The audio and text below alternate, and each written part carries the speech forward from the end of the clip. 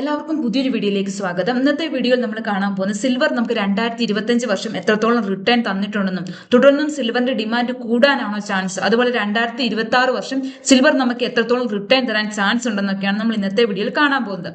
നമുക്ക് ഫസ്റ്റ് ഏതൊക്കെ കൺട്രിയിലാണ് കൂടുതലായിട്ട് സിൽവർ പ്രൊഡ്യൂസ് ചെയ്യുന്നതെന്ന് കണ്ടു നോക്കാം. മെക്സിക്കോ ലോകത്തിലെ തന്നെ ഏറ്റവും കൂടുതൽ സിൽവർ പ്രൊഡ്യൂസ് ചെയ്യുന്ന കൺട്രിയാണ് മെക്സിക്കോ. 2024 കണക്കനുസരിച്ച് നോക്കുകയാണെങ്കിൽ 6300 മെട്രിക് ടൺ സിൽവർ ആണ് മെക്സിക്കോ പ്രൊഡ്യൂസ് ചെയ്തിരിക്കുന്നത്. അതുപോലെ സെക്കൻഡ് ലാർജസ്റ്റ് കൺട്രിയാണ് ചൈന. 2024 കണക്ക് വെച്ച് നോക്കുകയാണെങ്കിൽ ചൈനയിൽ 3300 മെട്രിക് ടൺ സിൽവർ ആണ് പ്രൊഡ്യൂസ് ചെയ്തിരിക്കുന്നത്. അപ്പോൾ തൊട്ട് താഴത്തെ ലൈനിൽ കാണാൻ സാധിക്കും 2023 ചൈനയിൽ 3400 മെട്രിക് ടൺ സിൽവർ ആണ് പ്രൊഡ്യൂസ് ചെയ്തിരിക്കുന്നത്. 2023-2024 കമ്പയർ ചെയ്ത് നോക്കുവാണെങ്കിൽ 2024 സിൽവറിന്റെ പ്രൊഡക്ഷൻ കുറഞ്ഞതായിട്ട് നമുക്ക് കാണാൻ സാധിക്കും. അതുപോലെ മൂന്നാമത്തെ ലാർജസ്റ്റ് ആയിട്ടുള്ള സിൽവർ പ്രൊഡ്യൂസ് ചെയ്യുന്ന കൺട്രിയാണ് പെറു. പെറുവിൽ 2024 കണക്കനുസരിച്ച് ഒരു 3100 മെട്രിക് ടൺ ആണ് പെറു സിൽവർ പ്രൊഡ്യൂസ് ചെയ്തിരിക്കുന്നത്. 2025 കണക്കനുസരിച്ച് അപ്രോക്സിമേറ്റ് ഒരു 140% റിട്ടേൺ ആണ് നമുക്ക് സിൽവർ തന്നിരിക്കുന്നത്. അപ്പം തുടർന്നുള്ള വർഷം 2022 സിൽവർ ഇത്ര റിട്ടേൺ തരണമെന്ന് നമുക്ക് ഒരിക്കലും കൺഫേം ആയിട്ട് പറയാൻ സാധിക്കത്തില്ല. അതിന് പല ഫാക്ടേഴ്സ് എഫക്ട് ചെയ്യുന്നുണ്ട്.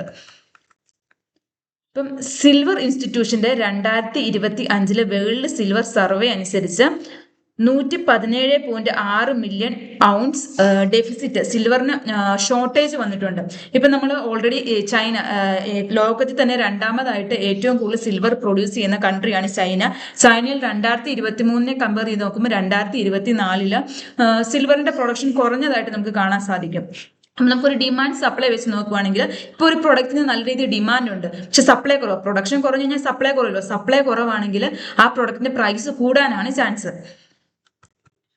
അതുപോലെ തന്നെ ഗ്ലോബൽ സിൽവർ ഡിമാൻഡ് നോക്കുവാണെങ്കിൽ 59% ഇൻഡസ്ട്രിക്ക് വേണ്ടിയാണ് സിൽവർ യൂസ് ചെയ്യുന്നത്. അപ്പോൾ ഏതൊക്കെ മേഖലകളിലാണ് നമ്മൾ സിൽവർ യൂസ് ചെയ്യുന്നതെന്ന് കണ്ടു നോക്കാം. നമ്മൾ സോളാർ പാനലുകളിലും അതുപോലെ തന്നെ AI റിലേറ്റഡ് ഹാർഡ്വെയർസ് ആയ ഡേറ്റാ സെന്ററുകളിലും സെർവറുകളിലും സെമി കണ്ടക്ടറുകളിലും സർക്യൂട്ട് ബോർഡുകളിലും ഒക്കെ നമ്മൾ സിൽവർ യൂട്ടിലൈസ് ചെയ്യുന്നുണ്ട്. അതുപോലെ നമ്മൾ വെഹിക്കിൾ നോക്കുവാണെങ്കിൽ കാറിൽ അതായത് നമ്മൾ പെട്രോൾ ഡീസൽ യൂസ് ചെയ്യുന്ന കാറുകളിൽ 15 തൊട്ട് 28 ഗ്രാം വരെ സിൽവർ യൂസ് ചെയ്യുന്നുണ്ട്. അതുപോലെ ബാറ്ററി ഇലക്ട്രോണിക് വെഹിക്കിളിൽ നോക്കുവാണെങ്കിൽ കാറിൽ നോക്കുവാണെങ്കിൽ 25 തൊട്ട് 50 ഗ്രാം വരെ സിൽവർ ഉപയോഗിക്കുന്നുണ്ട്. അതുപോലെ നമ്മൾ 5G ടെക്നോളജിയിലും മെഡിക്കൽ സെക്ടറിലും കെമിക്കൽ ആപ്ലിക്കേഷനിലും ഒക്കെ നമ്മൾ സിൽവർ യൂസ് ചെയ്യുന്നുണ്ട്. മോത്തിലാൽ ഓസ്വാൾ വ്യൂ അനുസരിച്ച് 2026 ആകുമ്പോഴത്തേനും സിൽവറിന്റെ പ്രൈസ് എന്ന് പറഞ്ഞാൽ 2,40,000 പെർ kg ആയിട്ട് ഉയരാനാണ് ചാൻസ്. ഇപ്പൊ നമ്മൾ ഓൾറെഡി കണ്ടതാണ് സിൽവർ ഏതൊക്കെ മേഖലകളാണ് യൂസ് ചെയ്യുന്നത്. സിൽവറിന്റെ ഡിമാൻഡ് ഒക്കെ സോളാർ സെക്ടറിലാണ്, അതുപോലെ തന്നെ ഇലക്ട്രോണിക് വെഹിക്കിൾ സെക്ടറുകളിലും അതുപോലെ AI റിലേറ്റഡ് ഹാർഡ്വെയർ സെക്ടറിലും ഒക്കെ നമ്മൾ സിൽവർ യൂട്ടിലൈസ് ചെയ്യുന്നുണ്ട്. അപ്പൊ അതെല്ലാം തന്നെ ഒരു ഗ്രോയിങ് സെക്ടേഴ്സ് ആണ്.